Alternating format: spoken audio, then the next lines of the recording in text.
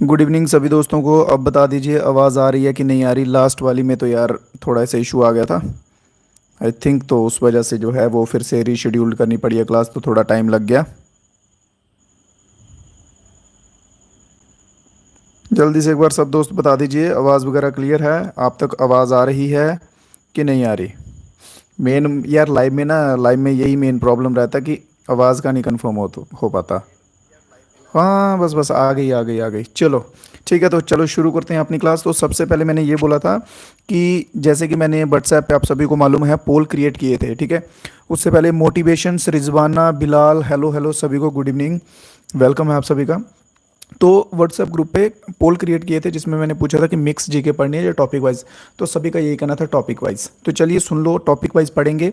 उससे पहले हम 3 दिन जो हैं, 3 दिन 3 दिन और डेमो करेंगे मिक्स का, ठीक है। डेमो करेंगे मिक्स का आज का, और 2 क्लासेस और आएंगी इसके बाद जिसमें मिक्स जीके रहेगी। इसका रीज़न क्या है कि न्यू स्टूडेंट्स जो हैं वो थोड़ा सा देख लें कि कैसा पढ़ा रहे हैं टीचर, या किस लेवल का क्वेश्चंस करवा रहे हैं। तो वो उस तरह से आप कह सकते हैं कि उनके लिए बस 3 दिन, 2 क्लासेस इसके बाद और आएंगी।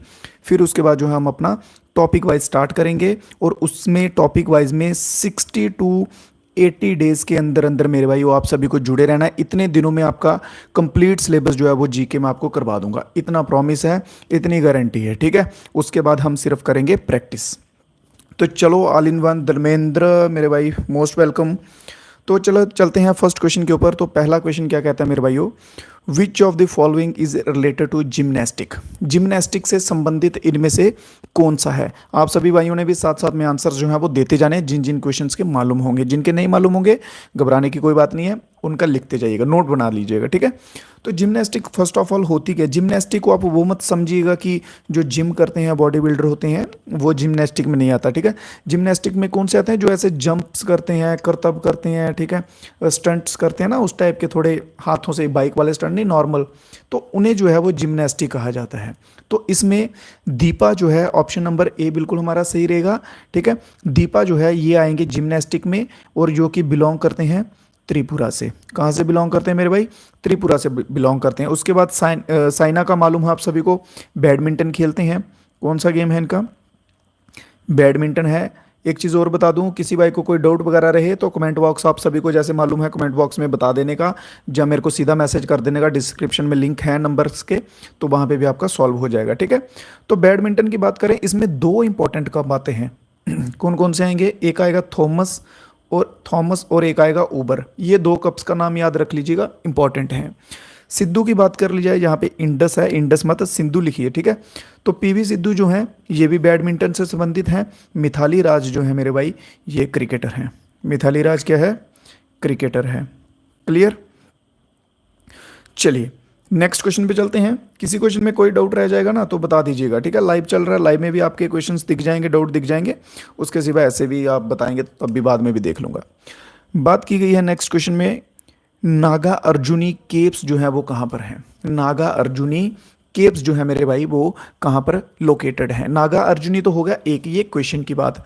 इसके सिवा 2 आपको केव्स और लिखवाता हूँ। कौन कौन सी, एक लिखो मेरे भाई, कौन सी, बादामी। लिखवाऊंगा आपको वही चीज़ जो इम्पॉर्टेंट होगी, और या फिर आप कह सकते हैं प्रीवियस ईयर बेस्ड उनके ऊपर क्वेश्चंस आए होंगे या आने के चांसेस होंगे, ठीक है। जो जो चीज़ें लिखवाऊंगा वो इंपॉर्टेंट होगी, इस बात का ध्यान रखें, नोट्स में ज़रूर लिखें। तो बात करते हैं सबसे पहले बादामी केव्स की। तो ये कहाँ पर है, कर्नाटक में मेरे भाई। कहाँ पे है, कर्नाटक में है। दूसरे number Ajanta and Ellora caves, ये मोस्ट इंपॉर्टेंट हैं, इनमें से बहुत सारे क्वेश्चंस आते हैं। तो अभी आप फिलहाल इतना याद रखिए कि ये महाराष्ट्र में है। बाकी डिटेल वीडियो में, स्टैटिक्स में हम जो है इनको कवर कर लेंगे, ठीक है, वो मत घबराइए।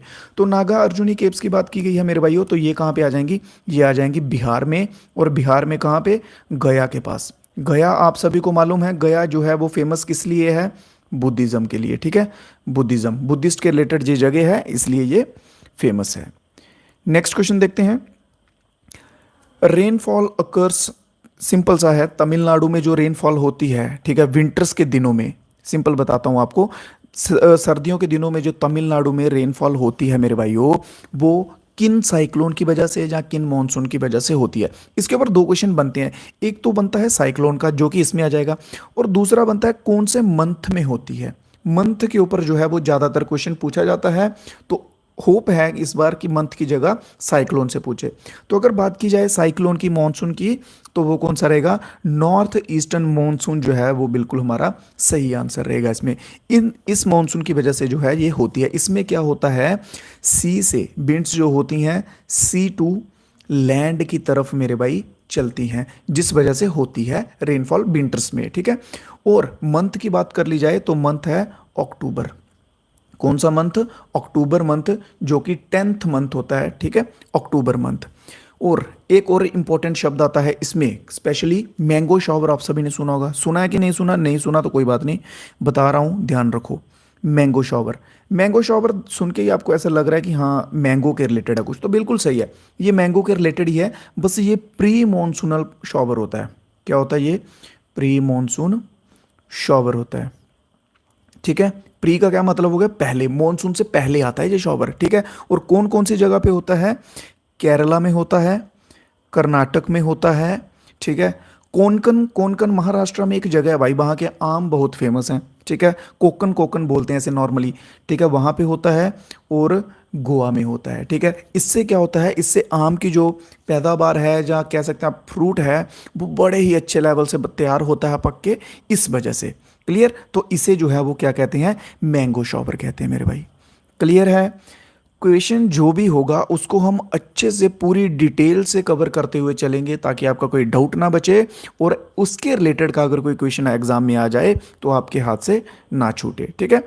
तो नेक्स्ट क्वेश्चन देखते हैं, which of the following is found sea cow और ड्यूगोंग।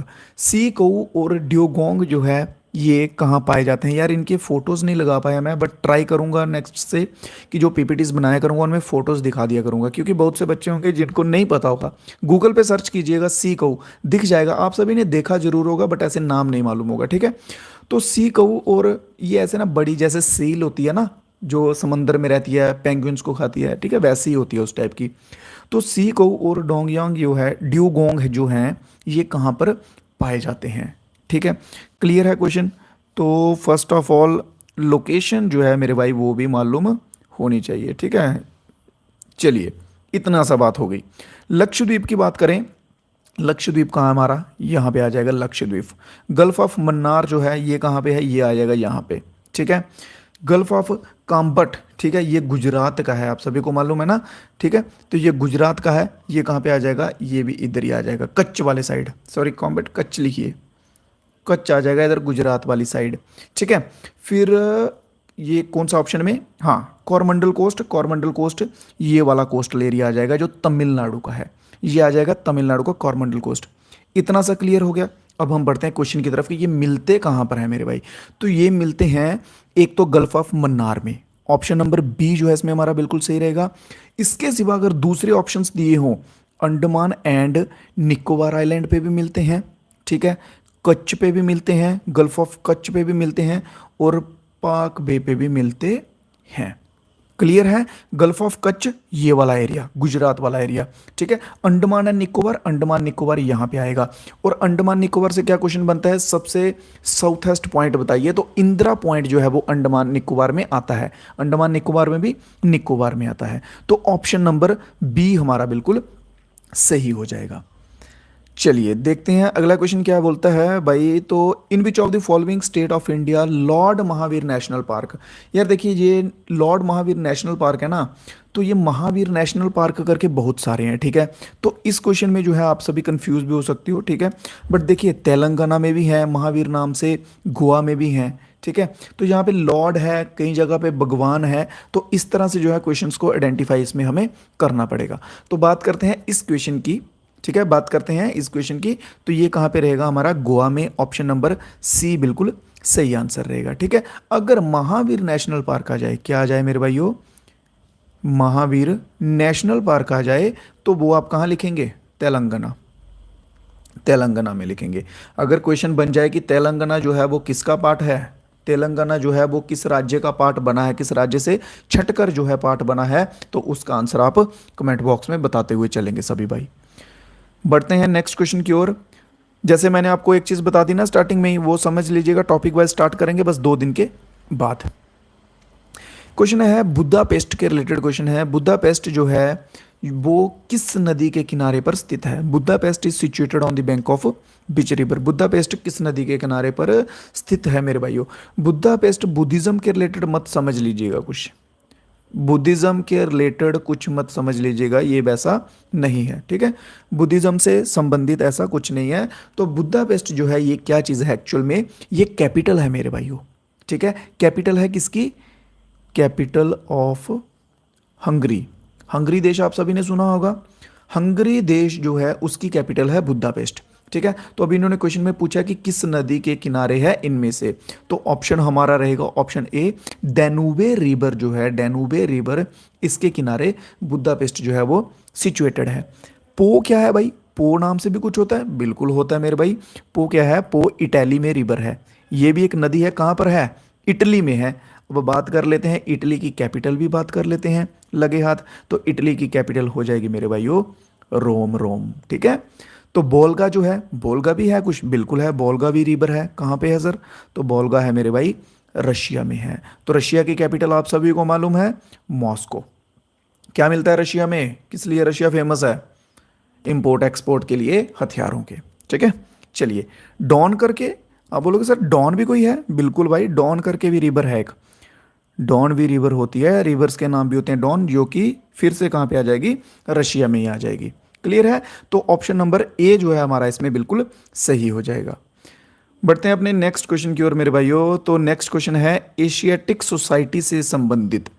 एशियाटिक समाज जो है वो बंगाल में 1784 में, 1784 में किसके द्वारा जो है वो बनाया गया था? क्लियर? इतना सा क्लियर है। अब बात करते हैं इसके पीछे का रीज़न क्या था यार बनाने का।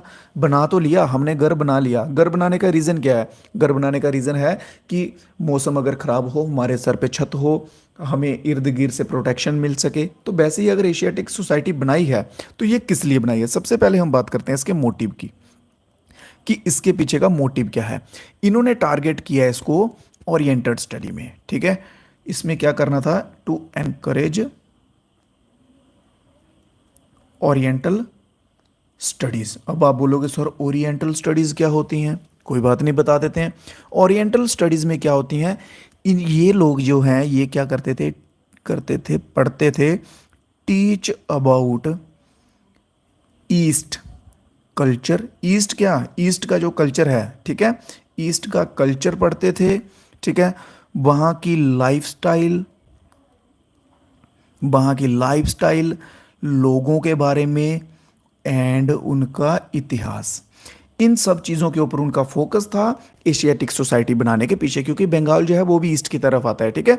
तो वहाँ पे जो बनाई गई थी तो वहाँ के लोगों का रहन सहन, कल्चर, ये सब जो है इनके ऊपर मेनली जो उनका फोकस था। तो अगर बनाई किसने थी, बात करते हैं बनाई किसने थी, तो जॉन्स कहाँ है? विलियम जेम्स, हाँ विलियम जॉन्स है, ठीक है, Jones, William Jones. William Jones जो है इसके द्वारा बनाई गई थी। 1784 भी जो है वो याद रख लीजिएगा, क्या 1784 में बनाई थी। नेक्स्ट क्वेश्चन देखते हैं अपना। नेक्स्ट क्वेश्चन है विच house of the Indian parliament is elected by people directly. भारतीय संसद का कौन सा सदन जो है जनता द्वारा सीधा चुना जाता है? डायरेक्ट जो है हम लोग जो है, मैं हो गया, आप हो गए, आपके भाई, आपके माता पिता, आपके चाचा, दोस्त, हम सब लोगों के द्वारा डायरेक्ट वोटिंग के द्वारा चुना जाता है, ठीक है। तो हम किसको करते हैं वोट डायरेक्ट? कौन से सदन को करते हैं? हम करते हैं पीएम को करते हैं। तो पीएम जो है वो किसका हेड होता है? लोकसभा का होता है। किसका हेड होता है? लोकसभा का। तो आंसर क्या आ जाएगा? लोकसभा आंसर आ जाएगा। तो बात आती है लोकसभा के स्पीकर पे कि लोकसभा का स्पीकर कौन है मेरे भाई। तो बता चुका हूँ कि नहीं बता चुका हूँ? कोई बच्चा ऐसा तो नहीं जो बोलेगा कि सर नहीं बताया है, बता चुका हूँ, ठीक है। तो नाम जो है वो जल्दी से कमेंट बॉक्स में आने दीजिए। चलिए, स्पीकर तो हो गया। आज हम लोकसभा और राज्यसभा के रिलेटेड कुछ नया पढ़ते हैं, ठीक है। क्या पढ़ेंगे? फर्स्ट ऑफ ऑल टेन्योर की बात कर ली जाए। लोकसभा के जो मेंबर होते हैं उनका टेन्योर, टेन्योर क्या होता है? काम कितनी देर तक करेंगे, उनकी नौकरी कितनी देर तक होती है। तो वो 5 साल का उनका टेन्योर होता है, एक number.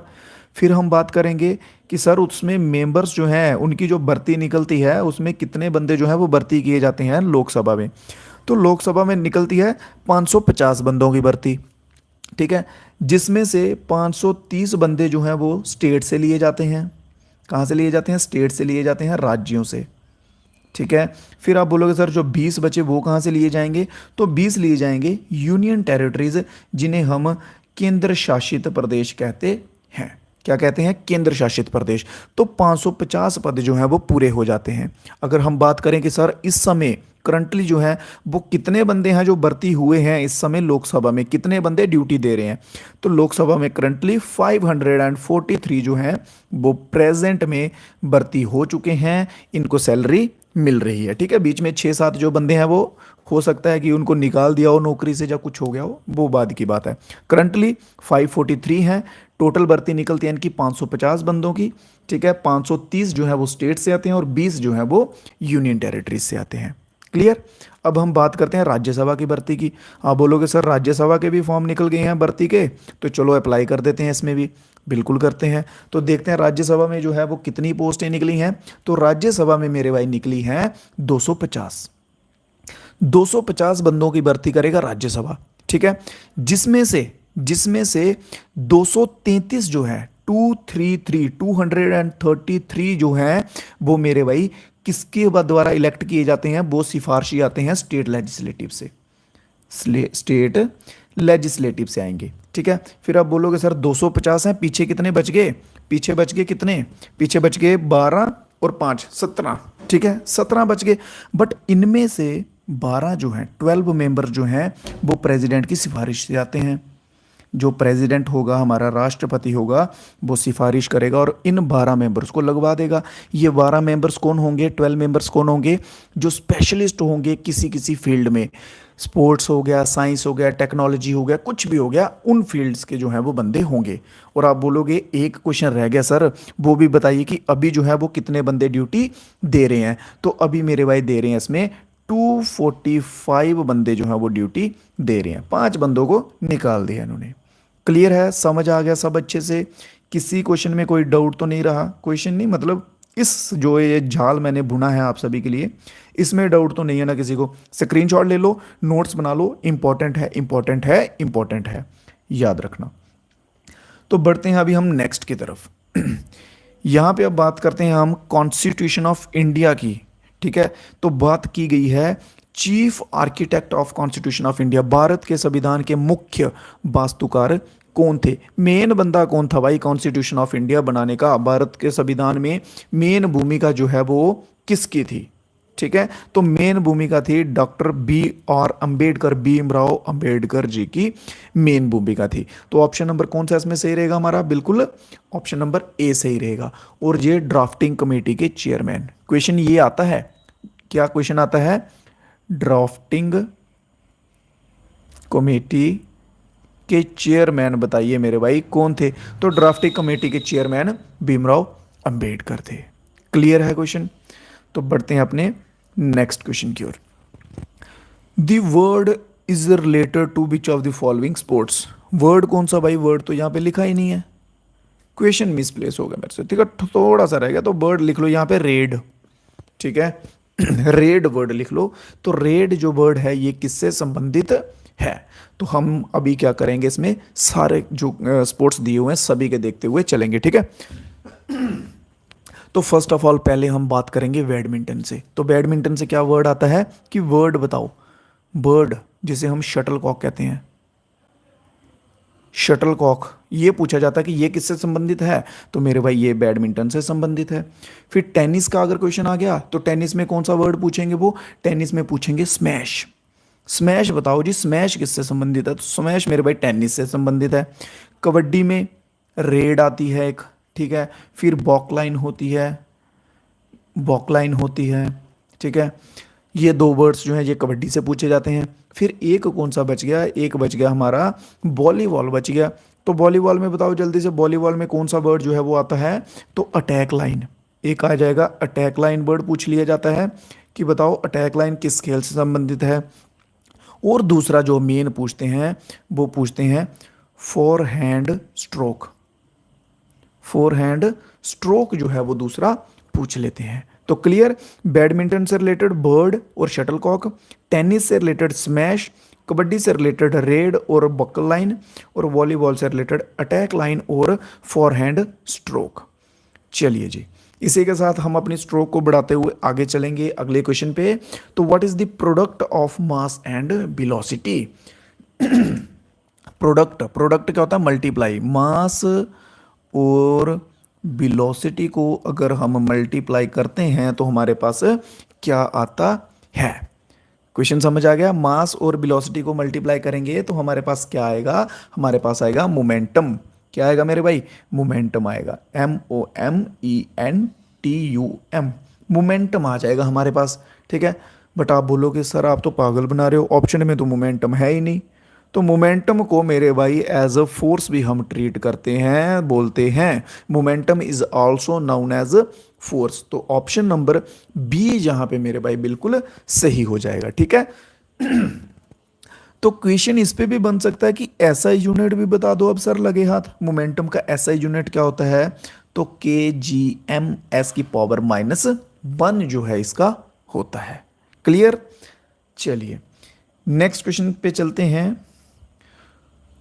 Who in the contempt of drafting committee addressed with a new bird drifting committee?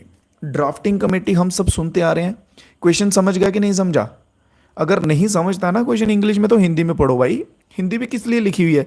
मेहनत की हुई है मैंने यार लिख लिख के। ठीक है, तो हिंदी में पढ़ो, इंग्लिश वाला नहीं समझता तो इन्होंने यही पूछा है कि जो ड्राफ्टिंग कमेटी जिसे हम नॉर्मली बोलते हैं उसको ड्रिफ्टिंग कमेटी करके भी किसी ने बोला था, तो वो किसने बोला था? बस इतना सा क्वेश्चन है, सिंपल। ठीक है, तो उसको किसने बोला था? नजीरुद्दीन। हाँ, नजीरुद्दीन अहमद बिल्कुल सही रहेगा। इनके आगे डॉक्टर भी लगता है, डॉक्टर नजीरुद्दीन अहमद। इनके द्वारा जो है वो ड्राफ्टिंग को ड्रिफ्टिंग कमेटी का जो एक वर्ड जो है वो दिया गया था, आप कह सकते हैं। क्लियर मेरे भाइयों, अगर क्लास अच्छी लग रही है ना तो एक चीज़ आपसे बोलना चाहूँगा, लाइक कर दो यार। ठीक है, लाइक कर दो। इससे होगा क्या कि जो और भी बच्चे होंगे ना और स्टूडेंट होंगे उन तक थोड़ी रीच जो है वो पहुंच जाती है वीडियो की। वीडियो थोड़ा सा आप कह सकते हैं 10 बच्चों तक और पहुंच जाएगा। ठीक है, तो लाइक वगैरह कर दो। और जो कुछ भाई हमारे साथ नए जुड़े हुए हैं जिन्होंने सब्सक्राइब नहीं किया तो कृपया करके सब्सक्राइब भी कर दीजिएगा। तब तक हम बढ़ते हैं नेक्स्ट क्वेश्चन पे, आप लाइक कीजिए वीडियो को। तो क्वेश्चन है tropical cyclones are known in the dash as typhoon. तो सिंपल सा, टैफू जो है वो कौन से देश में जो है साइक्लोन को कहा जाता है? ठीक है, किस देश के साइक्लोन को टैफू जो है वो कहा जाता है? क्लियर, किस देश के साइक्लोन को टैफू कहा जाता है? अरे भाई एक तो बहुत बड़ी गलती हो गई, यहाँ पे बच्चे आंसर्स भी दे रहे हैं और मेरे को आंसर्स अभी तक दिख ही नहीं रहे थे। मेरे को लग रहा था कि मेरा इंटरनेट का इशू था, आंसर दिख ही नहीं रहे थे। Bilal, Chemyung, Manish, all in one, बहुत बढ़िया मेरे भाई, बहुत बढ़िया। ठीक है, बहुत बढ़िया।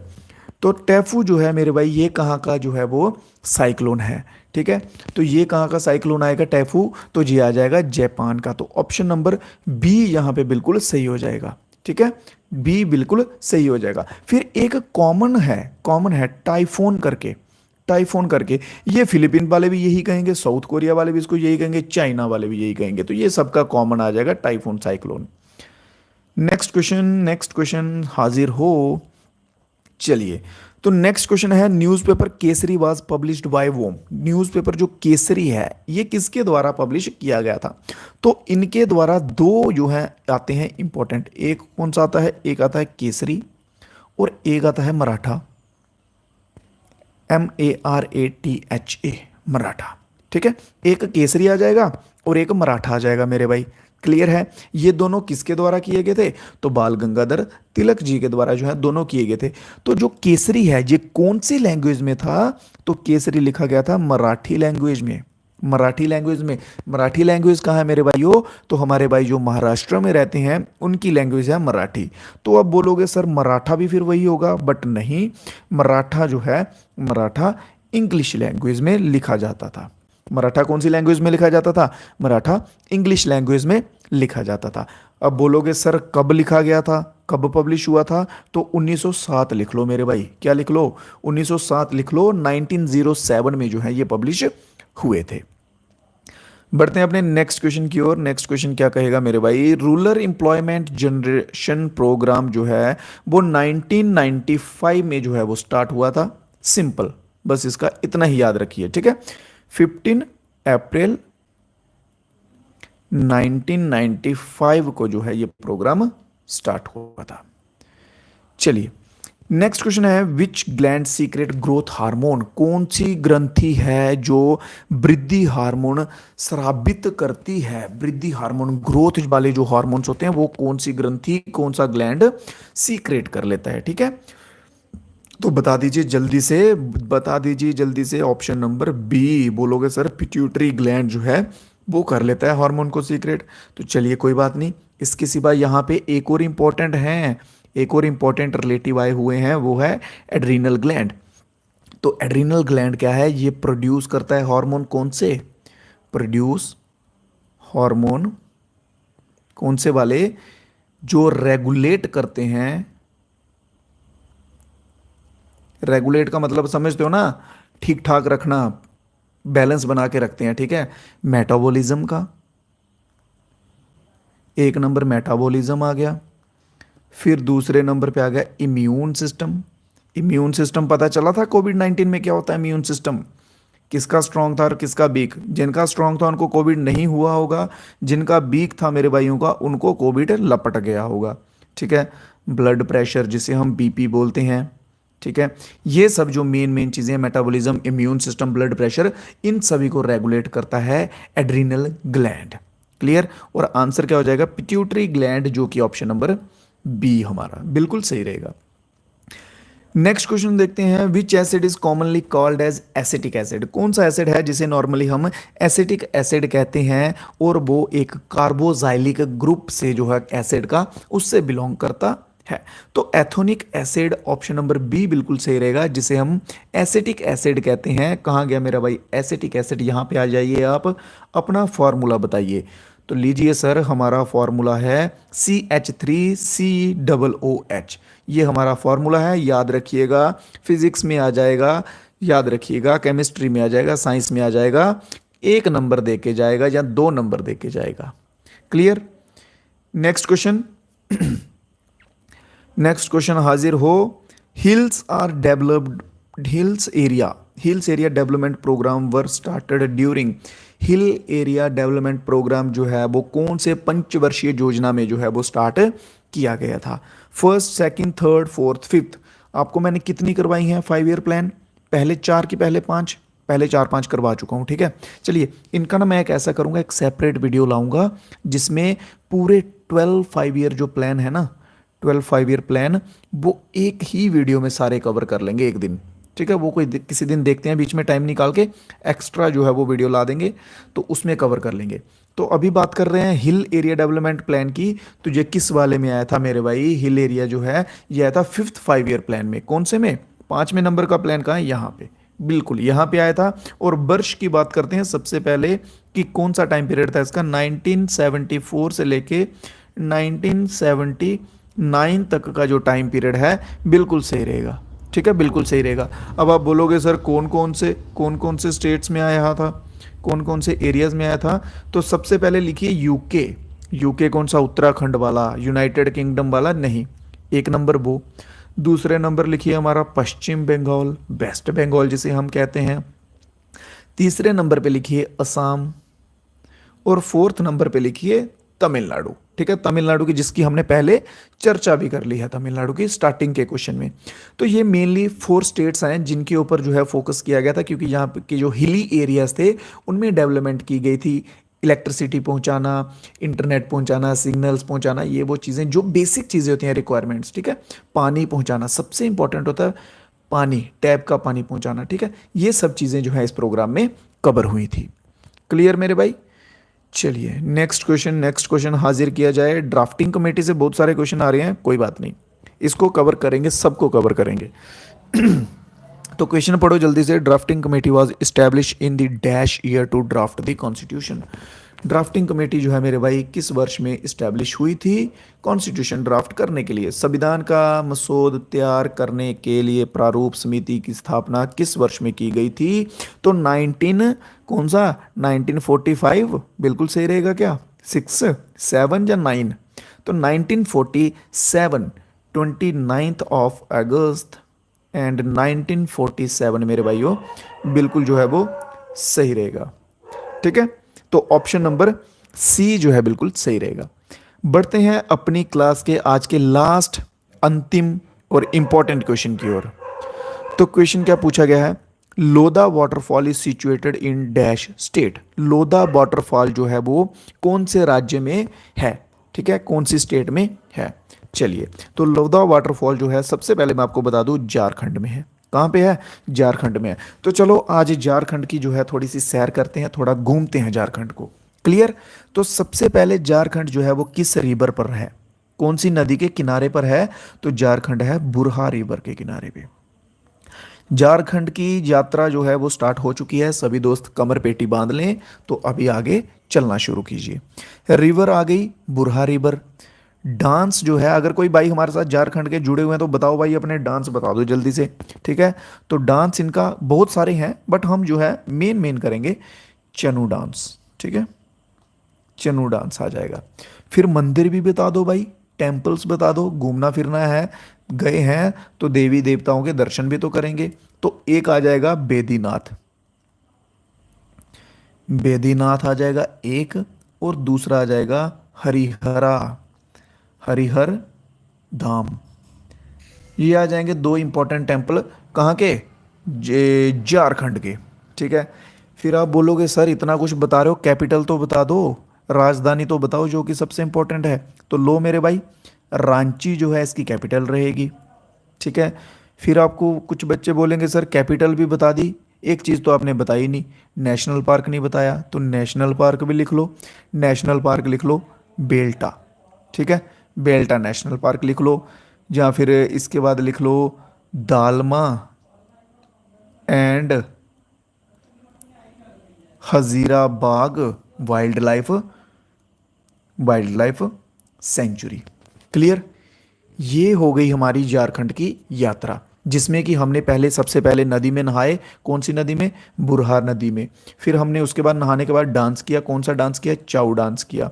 फिर जब थक गए तो हमने बोला चलो अभी दर्शन करके आते हैं। तो सबसे पहले हम गए बैद्यनाथ मंदिर में, फिर गए हरिहर धाम में। फिर उसके बाद बोला कि यार इतना घूम लिया, अभी कैपिटल में भी चलते हैं, तो रांची की खूबसूरती देखने हम वहाँ भी चले गए। अब जब सब मोह माया देख ली तो अब हमने बोला कि अंत में हम क्या करेंगे, हम जाएंगे नेचर में। कहाँ जाएंगे, नेचर में, प्रकृति के पास जाएंगे। तो हम चले गए बेल्टा नेशनल पार्क घूमने, दालमा और हजारीबाग वाइल्ड लाइफ सेंचुरी घूमने। तो ये सब हम जब घूम के आ गए तो तब तक हमारी क्लास का समय जो था वो हो चुका था। क्या था, समय हो चुका था। तो आपसे अभी सर लेंगे इजाज़त।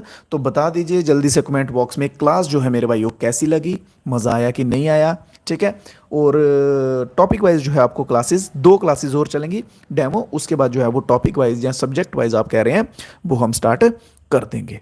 ठीक है, वो टॉपिक वाइज हम स्टार्ट कर देंगे, अभी बस 2 क्लासेस और देंगे। और ट्राई कीजिएगा मेरे भाइयों की, जो आपके दोस्त हैं जो तैयारी कर रहे हैं एग्ज़ाम की, उनके साथ वीडियोस वगैरह शेयर कीजिए, ताकि थोड़े से बच्चे जो हैं वो और जुड़ जाएं हमारे साथ, जो कि हमें अच्छा भी लगेगा देखने में और थोड़ा ठीक भी रहेगा हमारे लिए। ठीक है, तो ट्राई कीजिए, शेयर वगैरह कीजिए करिए वीडियो को, और लाइक जो है मेरे भाइयों किया करिए वीडियो को। बाकी आपके भरोसे और ऊपर वाले के भरोसे। तो चलते हैं, फिर मिलेंगे कल फिर से नई क्लास में कुछ नए क्वेश्चंस के साथ। तब तक के लिए इजाज़त दो मेरे भाइयों। Bilal thank you so much, बहुत मज़ा आता पढ़ने में। चेम यूंग गुड नाइट पर दी very nice video sir. Bilal all in one चाऊ। ओके मेरे भाइयों, तो सभी दोस्तों का बहुत बहुत शुक्रिया जुड़ने के लिए क्लास में, अभी तक बने रहने के लिए, भरोसा दिखाने के लिए। ये भरोसा जो अभी आप दिखा रहे हो इसको कंटिन्यू कीजिएगा। आई प्रॉमिस कि आपको ऐसे कोई क्वेश्चंस नहीं होंगे या टाइप्स नहीं होंगे जो आपको एग्जाम में देखने को ना मिले। ऐसा तो नहीं कहता कि पूरा का पूरा पेपर मेरा पढ़ाया हुआ आएगा, बट हाँ ऑलमोस्ट आ जाएगा। ठीक है, ऑलमोस्ट आपको सब चीज़ें जो है वो कवर करवा दूंगा। तो ठीक है मेरे भाइयों, गुड नाइट सभी दोस्तों को। आराम से खाइए पिए सो जाइए, रिवीजन जरूर कीजिएगा और नोट्स जरूर बना लीजिएगा। तो मिलेंगे कल फिर से नई क्लास में, तब तक के लिए मेरे भाइयों जय हिंद जय भारत।